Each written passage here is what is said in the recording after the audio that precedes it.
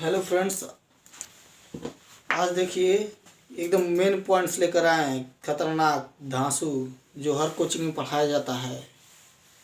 देखिए, फूलों का अध्ययन क्या कहलाता है, मानव प्रजातियों का अध्ययन क्या कहलाता है, खैरा रोग किस फसल में होता है, ये हमको ज्ञान होना चाहिए।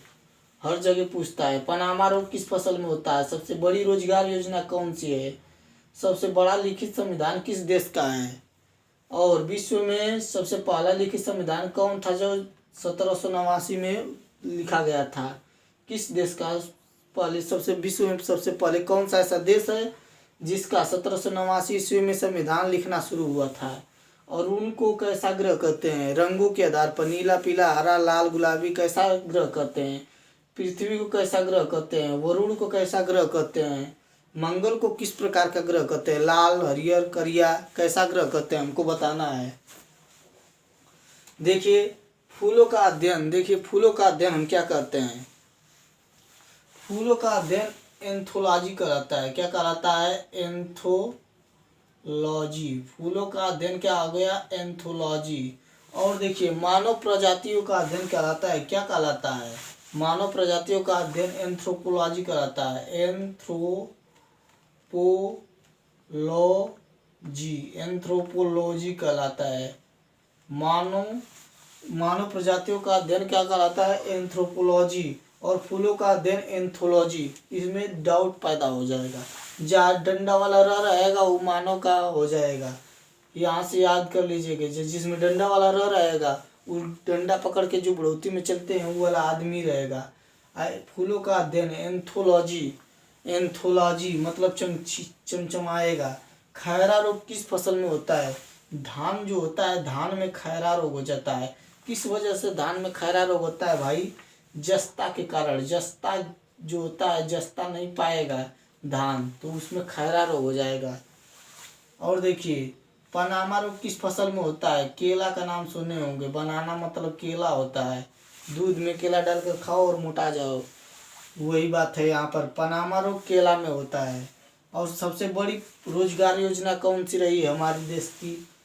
सबसे बड़ी रोजगार योजना जानते हैं कौन है? मनरेगा योजना। मनरेगा योजना है सबसे बड़ी रोजगार योजना। मनरेगा योजना सबसे बड़ी रोजगार योजना बनी गई है। यहाँ पर पूछा है सबसे बड़ा लिखित संविधान किस देश का है? I am Indian. इंडियन देश का जो है सबसे बड़ा लिखित संविधान है। इंडिया मतलब भारत का। भारत का संविधान सबसे बड़ा लिखित संविधान है। इतना बड़ा है कि पढ़ते पढ़ते थक जाएंगे लोग। और देखिए विश्व का पहला लिखित संविधान, विश्व का वह कौन सा देश है जिसमें सबसे पहली बार वहाँ पर संविधान को लिखा गया था? तो वो है अमेरिका। अमेरिका। अमेरिका। अमेरिका विश्व का पहला वह देश है जिसका संविधान वहाँ पर लिखा गया था। कब लिखा गया था? 1789 ईस्वी में। 1789 में अमेरिका का संविधान लिखा गया था। और देखिए अरुण को कैसा ग्रह कहते हैं? हरा, पीला। देखिए अरुण को सबसे दूर वाला ग्रह कहते हैं, इसलिए दूर रहते रहते इसमें घास फूस जम गया है, वहाँ पर पेड़ पौधा जम गया, इसलिए अरुण को हरा ग्रह कहते हैं। अरुण को क्या कहते हैं? हरा ग्रह कहते हैं। अब वरुण को क्या कहते हैं? वरुण को पीला ग्रह कहते हैं। पीला ग्रह। पीला ग्रह। वरुण को कौन सा ग्रह कहते हैं? पीला ग्रह कहते हैं। क्यों कहते हैं पीला ग्रह? क्योंकि वो पीले रंग का है। वरुण पीले रंग का दिखता है, इसलिए वरुण को पीला ग्रह कहा जाता है। पृथ्वी को नीला ग्रह कहा जाता है। नीला ग्रह। नीला ग्रह क्यों कहा जाता है? क्योंकि जल की मात्रा पृथ्वी पर सबसे ज़्यादा पाया जाता है। हर ग्रहों की अपेक्षा किसी ग्रह पर पाया नहीं जाएगा, लेकिन यहाँ पर पृथ्वी पर जल पाया जाएगा, इसलिए पृथ्वी को हम कौन सा ग्रह कहते हैं? नीला ग्रह कहते हैं। मंगल को लाल ग्रह कहते हैं। लाल ग्रह। मंगल को लाल ग्रह कहते हैं काहे से कि सूर्य के बगल में रहता है, कुछ ही दूरी पर रहता है, इसीलिए एक गर्मा जाता है, लाल हो जाता है, इसलिए इसी को मंगल को लाल ग्रह कहते हैं। देखिए यहाँ पर हम क्या समझे हैं। फूलों का अध्ययन एंथोलॉजी कहलाता है। मानव प्रजातियों का अध्ययन एंथ्रोपोलॉजी। जिसमें डंडा वाला रह रहेगा वो मानव प्रजातियों का अध्ययन कहलाएगा। खैरा रोग धान में होता है, जस्ता के कारण होता है। पनामा रोग केला में होता है। सबसे बड़ी रोजगार योजना मनरेगा है। सबसे बड़ा लिखित संविधान किस देश का है? भारत का सबसे बड़ा लिखित संविधान है। और सबसे पहले किस देश में संविधान लिखा गया? अमेरिका ने सबसे पहला अपना संविधान लिखा था। कब? 1789 ईस्वी में लिखवाया था।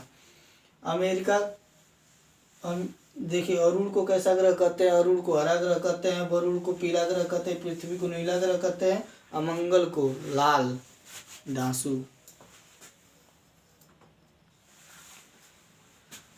देखिए भाई, यहाँ पर दिया है चीनी का कटोरा किसे कहते हैं? चीनी का कटोरा जानेंगे हम, चीनी का कटोरा किसे कहते हैं उसके बारे में। अब धान का कटोरा ही पूछ दिया, धान का कटोरा किसे कहते हैं? पहले देखेंगे चीनी का कटोरा किसे कहते हैं। क्यूबा का नाम सुने होंगे, क्यूबा।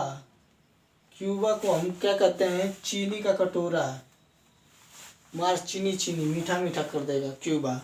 अब देखिए धान का कटोरा, धान का कटोरा हम किसे कहते हैं? छत्तीसगढ़ को कहते हैं। छत्तीसगढ़ को हम धान का कटोरा कहते हैं। छत्तीसगढ़ को कहते हैं धान का कटोरा कहते हैं। अब देखिए फूलों की घाटी, हम चमोली को कहते हैं। चमोली जो होती है उत्तराखंड में पड़ता है। चमोली की घाटी को हम फूलों की घाटी कहते हैं। उत्तराखंड में पड़ता है। कहाँ पड़ता है? उत्तराखंड में फूलों की घाटी यानी चमोली पड़ता है। खजुराहों के मंदिर, खजुआ के खजुराहे चले गए, हम लोग को यहाँ पर खजुराना पड़ रहा है। खजुराहों के मंदिर को किसने बनवाया था? खजुराहों के मंदिर को किसने बनवाया था? और यहाँ दिया है एलोरा का प्रसिद्ध मंदिर, कैलाश मंदिर को किसने बनवाया था? खजुराहों के प्रसिद्ध मंदिर को राष्ट्रकूट बता रहे हैं अभी। अब देखिए गदर पार्टी के संस्थापक जो हैं लाला हरदयाल है। लाला हरदयाल गदर पार्टी के संस्थापक एल हरदयाल यानी कि लाला हरदयाल है।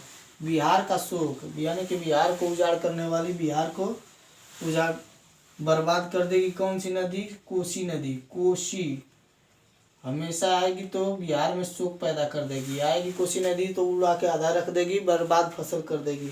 इसलिए बिहार का शोक किसे कहा गया है? कोसी नदी को। और बंगाल का शोक किसे कहा गया है? बंगाल का शोक दामोदर नदी को कहा गया है। दामोदर नदी को। बंगाल का शोक किसे कहा गया है? दामोदर नदी को। सबसे प्राचीन वेद कौन सा है? ऋग्वेद। ऋग्वेद सबसे प्राचीन वेद, एकदम पुराना पहला जो वेद है वो सबसे प्राचीन वेद ऋग्वेद है। अब पुराणों की संख्या देखिए, पुराणों की संख्या 18 होती है। कितने कुल पुराण है? 18। और उपनिषद की संख्या पूछ दिया है तो बिचवा में एगो 0 ठूस देंगे, हो जाएगा। उपनिषदों की संख्या जो हो जाएगा 108 हो गया। अब हम यहाँ पर फंसे थे। एलोरा का प्रसिद्ध कैलाश मंदिर किसने बनवाया था? राष्ट्रकूटों ने बनवाया था। राष्ट्रकूटों ने एलोरा का प्रसिद्ध मंदिर बनवाया था। अब देखिए खजुराहों के प्रसिद्ध मंदिर किसने बनवाया था? चंदेल शासकों ने बनवाया था। चंदेल शासकों ने बनवाया था खजुराहो के मंदिर को। अब ये सब बनवा कर चले गए, हम लोग को रट्टा मारना है, याद करने के लिए छोड़ गए बकलोलवा सब। कह दिए कि चीनी का कटोरा किसे कहा गया है? क्यूबा को, तो हमको क्यूबा को याद करना है। धान का कटोरा किसे कहा गया? छत्तीसगढ़ को। इसी सब को पूछता है। दे देगा कि खजुराहो के मंदिर को किसने बनवाया था, तो वहां पर ऑप्शन दे देगा चंदेल शासकों, राष्ट्रकूटों, मोहनजोदड़ो, कुछ भी अलग अलग नाम दे देगा। पूछ देगा कि कौन है तो सही मार्क कराना है, नहीं गलत मारेंगे तो पास नहीं होंगे परीक्षा में। ये सब तो देकर पेपर ले रहे हैं बकलोल।